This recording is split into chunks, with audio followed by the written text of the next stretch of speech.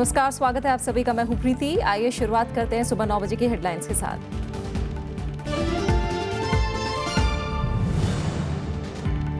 चुनाव आयोग के नोटिस पर ममता बनर्जी का जवाब, कहा जनता करेगी फैसला। पश्चिम बंगाल के दूसरे दौर के लिए आज शाम थमेगा चुनाव प्रचार। 56 सीटों पर रविवार को मतदान।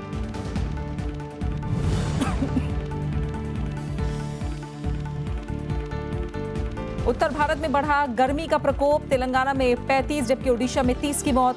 तापमान और बढ़ने की मौसम विभाग ने जताई आशंका।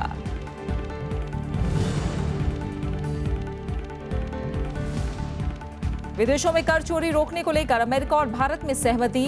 छठी अमेरिका भारत आर्थिक और वित्तीय बैठक में फैसला। भारत के बुनियादी ढांचे में विकास के लिए मदद करेगा अमेरिका।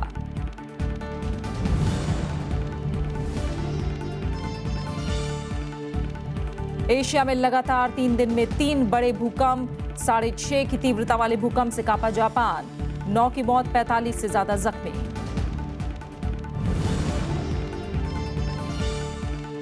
और देश भर में श्रद्धा के साथ मन रहा है रामनवमी का त्योहार। मंदिरों में उमड़ा भक्तों का सैलाब। राष्ट्रपति, उपराष्ट्रपति और प्रधानमंत्री ने दी बधाई। और सबसे पहले बात करेंगे विधानसभा चुनाव से जुड़ी खबरों के साथ।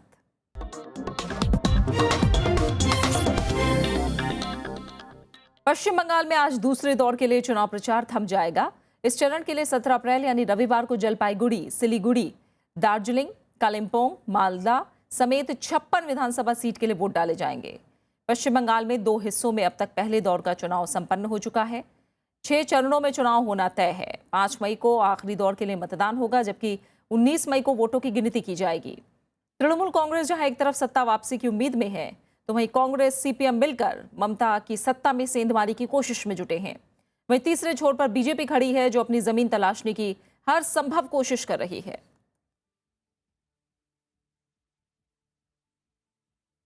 पश्चिम बंगाल की मुख्यमंत्री ममता बनर्जी ने निर्वाचन आयोग से मिले नोटिस पर कहा है कि जनता इसका जवाब देगी। ममता बनर्जी ने अपने बयान पर कायम रहने की बात कही है। चुनाव प्रक्रिया की समीक्षा के लिए चुनाव आयोग की टीम कल कोलकाता पहुंची और कई पार्टियों के नेताओं से मुलाकात करके उनकी शिकायतें सुनी। चुनाव आयोग ने पश्चिम बंगाल की मुख्यमंत्री ममता बनर्जी को चुनाव आचार संहिता के उल्लंघन के मामले में कारण बताओ नोटिस जारी किया है। इसमें उनके चुनाव के दौरान आसनसोल को जिला बनाने की घोषणा करने के बारे में पूछा गया है। The commission has issued a show cause. It was brought to the knowledge of the commission that some kind of promise was made in for creation of Asansol district, and on that basis there is a detailed show cause notice which will be displayed on our website. वहीं ममता बनर्जी ने कहा है कि वो अपने बयान पर कायम हैं और इसका जवाब जनता देगी। আমি যা বলেছি I stand to my point. I strictly stand to my point. CPM, Congress, BJP ও ইলেকশন কমিশনকে দিয়ে তোমাদের লোকজন আছে, 40টা চিঠি পাঠালেও কোনো লাভ নেই। আমার গণতান্ত্রিক অধিকার তোমরা কেড়ে নিতে পারো না। আমি যা বলেছি বেশ করেছি, 1000 বার বলবো। 123 धारा जो है रिप्रेजेंटेशन ऑफ पीपल्स एक्ट का लगातार उन्होंने उल्लंघन किया है, तो इसलिए वो सब मामले भी है, उसके ऊपर जवाब भी मांगना चाहिए था चुनाव आयोग का। पश्चिम बंगाल के दौरे पर कोलकाता पहुंची चुनाव आयोग की टीम ने पुलिस और प्रशासकीय अधिकारियों के साथ बैठक की और विभिन्न राजनीतिक दलों के प्रतिनिधि मंडलों से मुलाकात कर उनकी शिकायतें सुनी। कई दलों ने राज्य के निर्वाचन अधिकारी को हटाने की मांग की। साथ ही साथ वहां पे जो 30 लिस्ट जो हम लोगों ने सीईओ को कल दी थी, उसका पूरा का पूरा ब्यौरा दिया है, and we have requested immediate action should be taken for free and fair election. Election commission ने उसका नोट लिया है। আপনার মুখ কলঙ্কিত করেছে এই রাজ্যের প্রশাসন, এই রাজ্যের CEO office, DM SP and ruling TMC party. चुनाव आयोग ने पश्चिम बंगाल के बाकी दौर के मतदान के लिए सुरक्षा के पुख्ता इंतजाम के लिए जरूरी कदम उठाए हैं। विशाल दहिया, राज्यसभा टीवी। तमिलनाडु विधानसभा चुनाव के लिए कल बीजेपी ने तीसरी लिस्ट जारी कर दी। इसमें 57 उम्मीदवारों के नाम हैं। साथ ही बीजेपी ने पुदुचेरी के 16 प्रत्याशियों की भी घोषणा कर दी है। तमिलनाडु और पुदुचेरी में 16 मई को मतदान होना है, जबकि मतगणना 19 मई को होगी।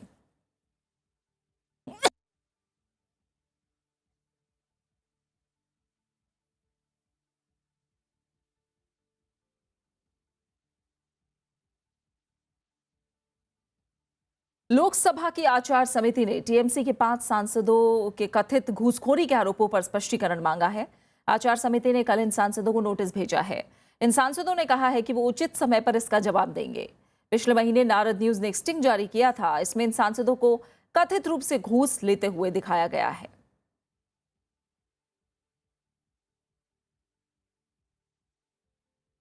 प्रधानमंत्री नरेंद्र मोदी ने किसानों को अधिकतम लाभ सुनिश्चित करने के लिए कृषि क्षेत्र के सभी अंगों को साथ लाने पर जोर दिया है। दिल्ली में राष्ट्रीय कृषि बाजार पोर्टल ई नाम जारी करते हुए प्रधानमंत्री ने देश को आत्मनिर्भर बनाने और कृषि आय दुगना करने के लिए खेती के आधुनिक और वैज्ञानिक तरीके अपनाने की जरूरत बताई। प्रधानमंत्री नरेंद्र मोदी ने गुरुवार को 8 राज्यों की 21 मंडियों के लिए राष्ट्रीय कृषि मंडी के ई ट्रेडिंग पोर्टल की शुरुआत की। किसानों को फसल का बेहतर मूल्य दिलाने के लिए पायलट परियोजना के तौर पर इसे गुजरात, तेलंगाना, राजस्थान, मध्य प्रदेश, उत्तर प्रदेश, हरियाणा, झारखंड और हिमाचल प्रदेश में शुरू किया गया है। प्रधानमंत्री ने कृषि क्षेत्र में ई कृषि बाजार को एक अहम मोड़ बताया, जो न सिर्फ किसानों को बल्कि उपभोक्ताओं को भी फायदा पहुंचाएगा। इस ई नाम के द्वारा मैं विश्वास से कहता हूं कि अब मेरा किसान तय करेगा कि उसका माल कहां बिकेगा, कब बिकेगा, कितने दाम से बिकेगा। इसका फैसला मेरा किसान करेगा और कंज्यूमर को कभी कोई बोझ नहीं होगा, ये मेरा भरोसा है। इस योजना के तहत पूरे राज्य में मंडी व्यापार के लिए सिर्फ एक लाइसेंस जारी किया जाएगा। एक ही जगह शुल्क की वसूली होगी और देश की अलग अलग मंडियों में फसलों के मूल्यों की जानकारी मिल सकेगी। मार्केट में आने के कारण भारत सरकार भी बड़ी आसानी से, राज्य सरकारें भी मॉनिटर कर सकती हैं कि कहां पर क्या उत्पादन है, कितना ज्यादा मात्रा में है। इससे ये भी पता चलेगा ट्रांसपोर्टेशन सिस्टम कैसी होनी चाहिए, गोडाउन का उपयोग कैसे होना चाहिए, इस गोडाउन में माल शिफ्ट कर रहा है कि उस गोडाउन में, यानी हर चीज एक पोर्टल के माध्यम से हम वैज्ञानिक तरीके से कर सकते हैं। प्रधानमंत्री ने बगैर एपीएमसी कानून की व्यवस्था वाले राज्यों से नया मंडी कानून लाने की अपील की, ताकि ऑनलाइन कारोबार किया जा सके। साथ ही एपीएमसी कानून वाले राज्यों से कानून में जरूरी संशोधन करने को कहा, ताकि ई कृषि बाजार का लाभ किसानों को मिल सके। Bureau report, Rajya Sabha TV. केंद्र सरकार ने सागरमाला परियोजना को 10 साल की बजाय 5 साल में पूरा करने का फैसला किया है। मुंबई में पहले भारत समुद्री शिखर सम्मेलन में केंद्रीय जहाजरानी मंत्री नितिन गडकरी ने यह जानकारी दी। उन्होंने कहा कि सरकार ने बंदरगाहों से जुड़े बुनियादी ढांचे को तेजी से पूरा करके सागरमाला परियोजना को तय समय के आधे समय में ही पूरा करने का फैसला लिया है। हम लोग ये सब काम अगर 5 साल में करने की कोशिश करेंगे तो देश में इसमें बहुत ही बड़ा इम्पैक्ट हमारे विकास में होने वाला है। इसमें 1 करोड़ 10 मिलियन जॉब्स इसमें निर्माण होंगे। उसमें 40 लाख जॉब जो है वो डायरेक्ट निर्माण होंगे और 60 लाख जॉब इनडायरेक्ट निर्माण होंगे। आज से शुरू होने वाले ऑड इवन नियम के लिए दिल्ली सरकार ने अपनी पूरी तैयारी कर ली है।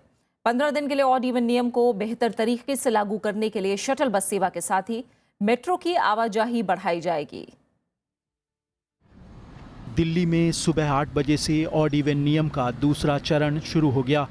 सड़कों पर आज सिर्फ ऑड नंबर की गाड़ियां चलेंगी।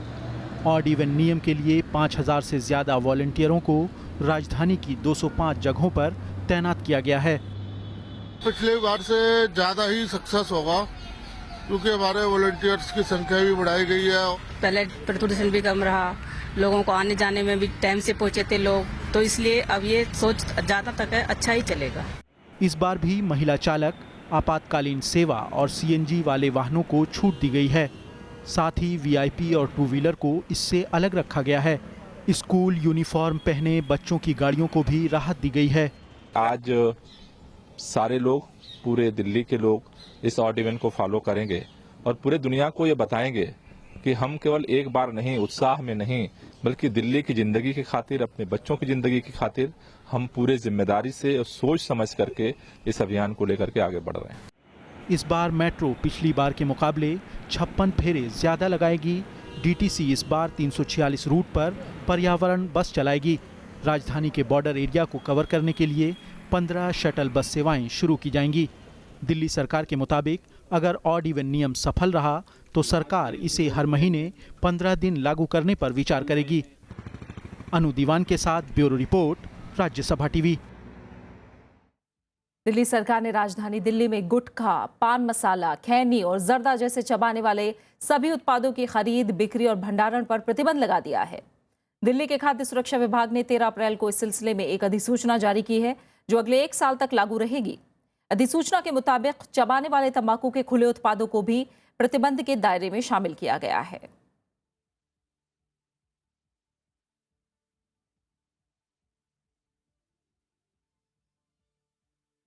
केरल हाईकोर्ट ने त्रिशूर में होने वाले पूरम उत्सव में आतिशबाजी की मंजूरी दे दी है। हाईकोर्ट ने कहा कि पटाखे कम आवाज वाले होने चाहिए।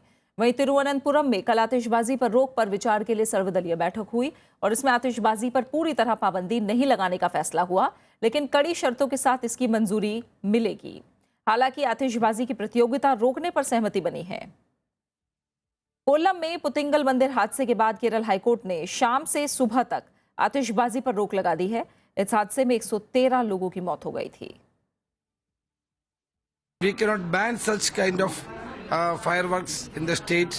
At the same time, the chemicals which they are using in the fireworks has to be checked, and there should not be disastrous materials should not be allowed. And at the same time, the lesser fireworks will be encouraged. फिलहाल एक छोटा सा break के उस पार तमाम अहम खबरें।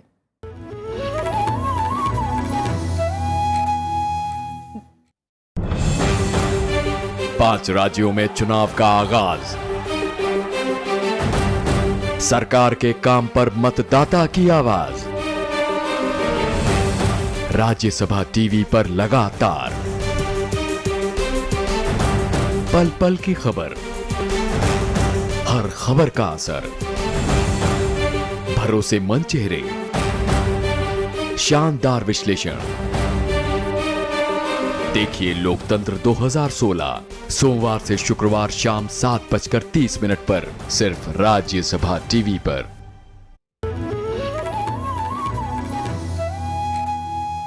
और अब खबर गर्मी और सूखे की।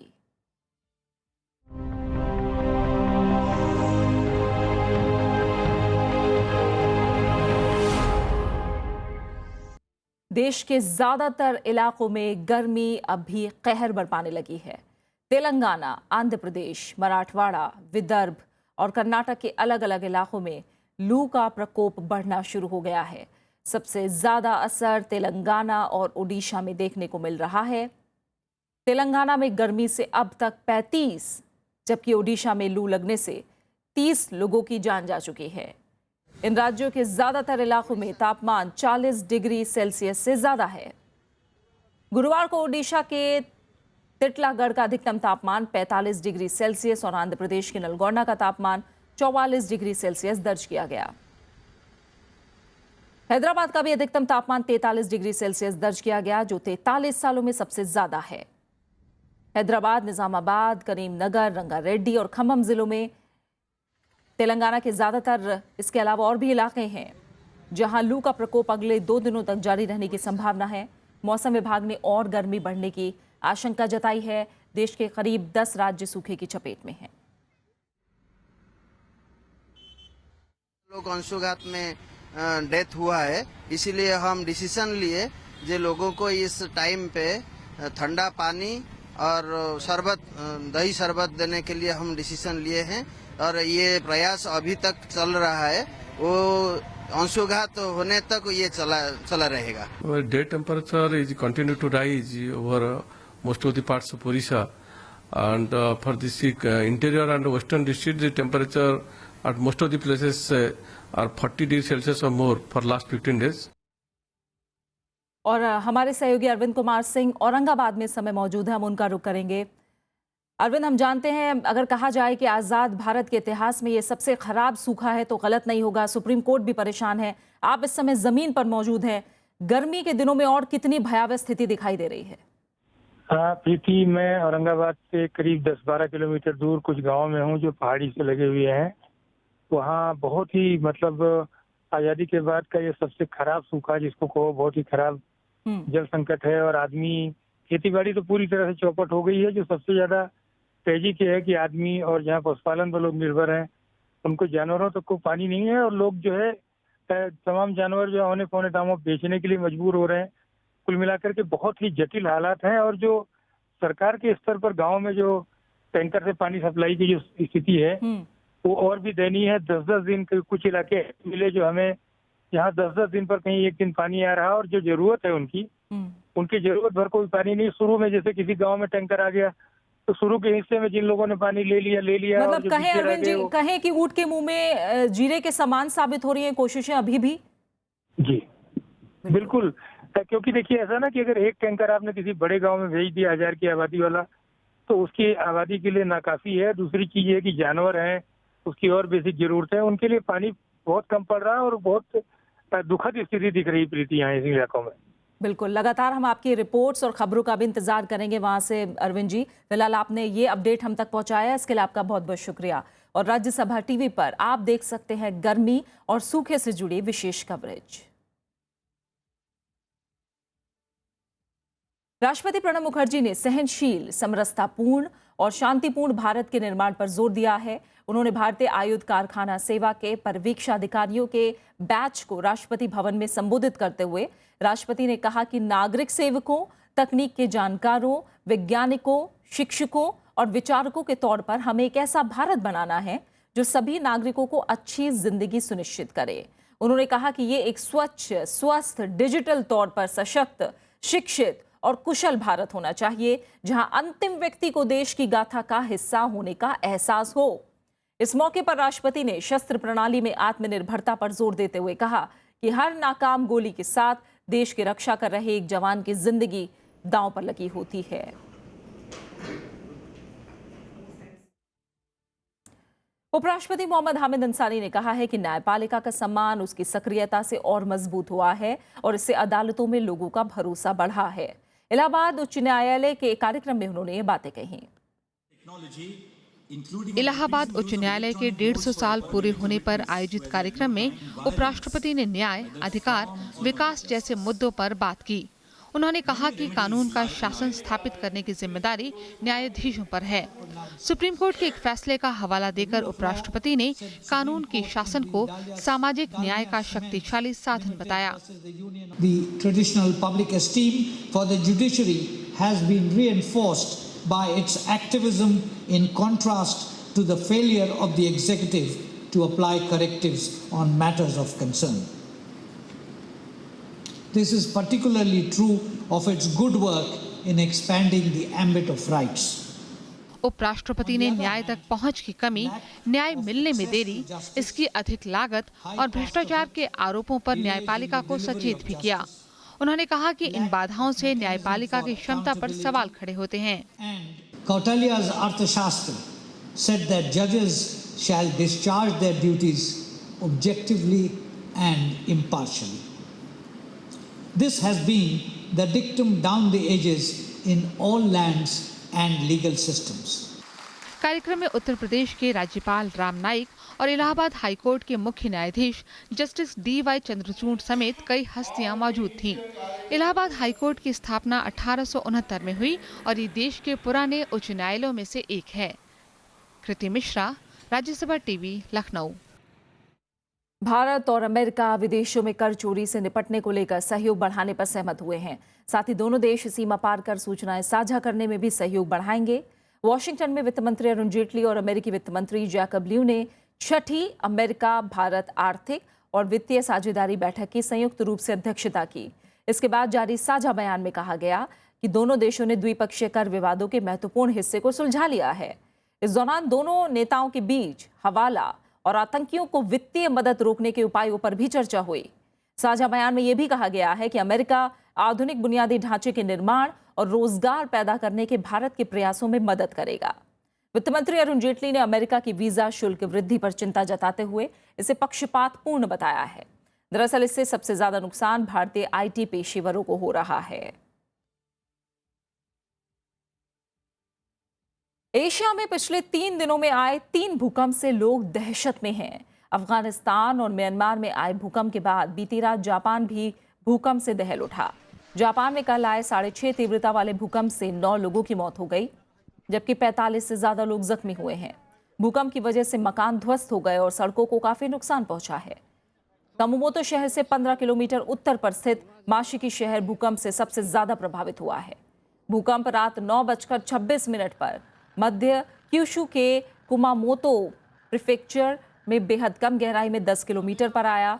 भूकंप के करीब 30 मिनट बाद 5.7 तीव्रता के भूकंप का दूसरा भूकंप आया। हालांकि इससे सुनामी का कोई खतरा नहीं है। आपदा प्रबंधन विभाग लोगों की मदद में लगा हुआ है।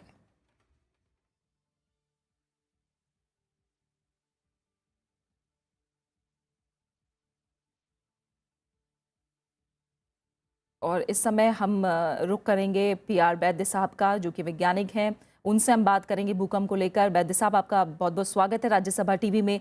एशिया में 3 दिन में 3 बड़े भूकंप, आखिर वजह क्या है इसकी? देखिए, जो भूकंप की जो वजह होती है ये एक ही है, हमारी जो प्लेट टेक्टोनिक है इसके मूवमेंट के कारण होता है। अगर आप औसतन ले लें तो एक साल में करीब 140 से ज्यादा प्लेट 6 से बड़े मैग्नीट्यूड के आते हैं। ये एक नेचुरल प्रोसेस है जी। और इसमें कभी कभार होता है कि कोई, जैसे कि 140 का मतलब है कि आपका 3 दिन में एक भूकंप का एवरेज होता है। तो मान लीजिएगा कहीं पे कोई भूकंप आता है और वो किसी लैंड एरिया में आता है तो उसका इफेक्ट हमें ज्यादा फील होता है और एक तरह का हमारा पैनिक हो जाता है जी। ये भारत को कितना खतरा है? ये खतरा भारत को एक्चुअली क्या है ना कि हमारा जो अल्पाइन बेल्ट है, जो कि हमारा न्यूजीलैंड ऑस्ट्रेलिया से होता हुआ, इंडोनेशिया से होता हुआ, अंडमान निकोबार से, फिर हमारे नॉर्थ ईस्ट से और हिमालय से होता हुआ, फिर ये अफगानिस्तान और ये मेडिटेरियन से होता हुआ जो है यूरोप तक जाता है। तो इसमें करीब करीब जो दुनिया के जो बड़े भूकंप आते हैं उसमें से 15% भूकंप इन्हीं बेल्ट के ऊपर आते हैं। तो भारत जो है हमेशा जो है, क्योंकि ये जो एरिया है ये भारत के चारों तरफ से, तीनों तरफ से जाता है, नॉर्दर्न पार्ट से जाता है, मेनली नॉर्दर्न ईस्टर्न पार्ट वगैरह से। तो भारत में भूकंप का हमेशा ही खतरा है।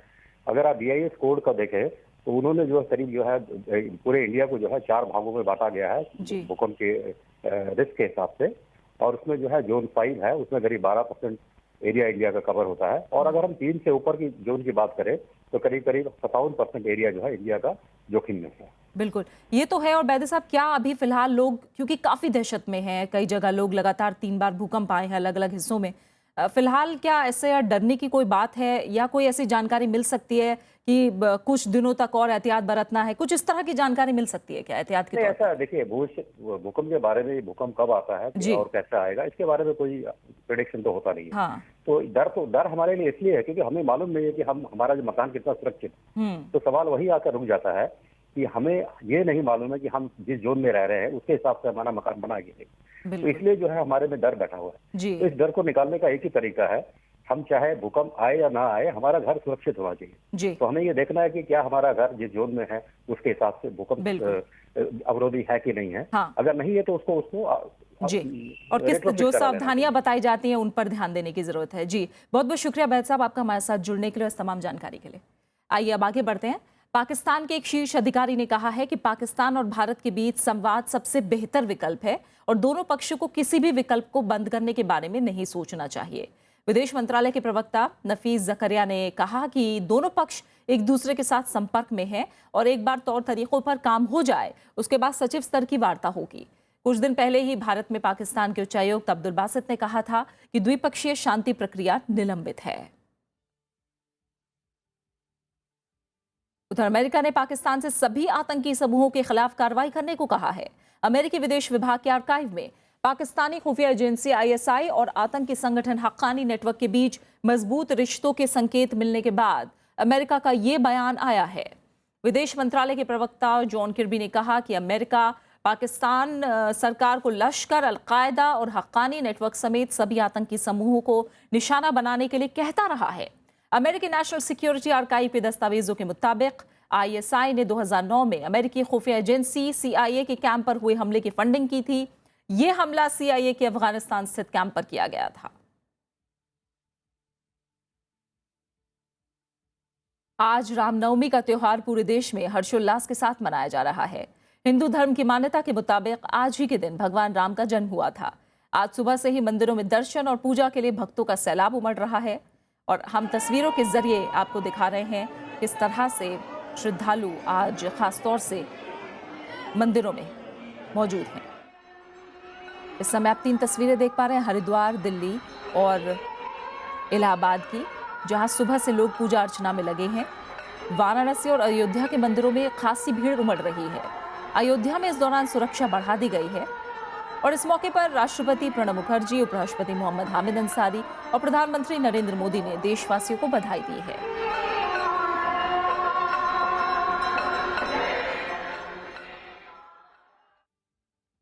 और अब बात हसरत जयपुरी की। हिंदी फिल्मों में जब भी टाइटल गीतों का जिक्र होता है, गीतकार हसरत जयपुरी का नाम सबसे पहले लिया जाता है। फिल्म निर्माताओं को टाइटल गीत की जरूरत होती थी तो सभी की जुबान पर बस हसरत साहब का ही नाम होता था। आइए हसरत साहब को याद करते हैं उनके जन्मदिन पर।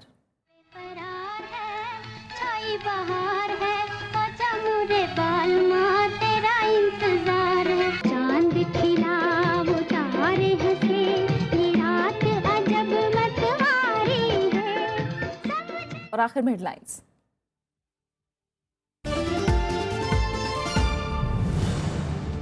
चुनाव आयोग के नोटिस पर ममता बनर्जी का जवाब, कहा जनता करेगी फैसला। पश्चिम बंगाल में दूसरे दौर के लिए आज शाम थमेगा चुनाव प्रचार।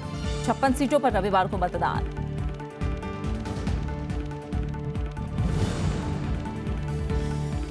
उत्तर भारत में बढ़ा गर्मी का प्रकोप, तेलंगाना में 35 जबकि ओडिशा में 30 की मौत। तापमान और बढ़ने की मौसम विभाग ने जताई आशंका। विदेशों में कर चोरी रोकने को लेकर अमेरिका और भारत में सहमति। 6ठी अमेरिका भारत आर्थिक और वित्तीय बैठक में फैसला, भारत के बुनियादी ढांचे में विकास के लिए मदद करेगा अमेरिका।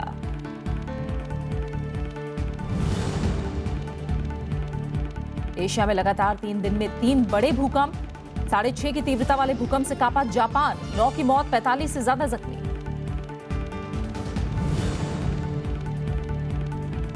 देश भर में श्रद्धा के साथ मन रहा है रामनवमी का त्योहार। मंदिरों में उमड़ा भक्तों का सैलाब। राष्ट्रपति, उपराष्ट्रपति और प्रधानमंत्री ने दी बधाई। फिलहाल इस बुलेटिन में इतना ही। आगे देखिए मेरे साथ लोकतंत्र।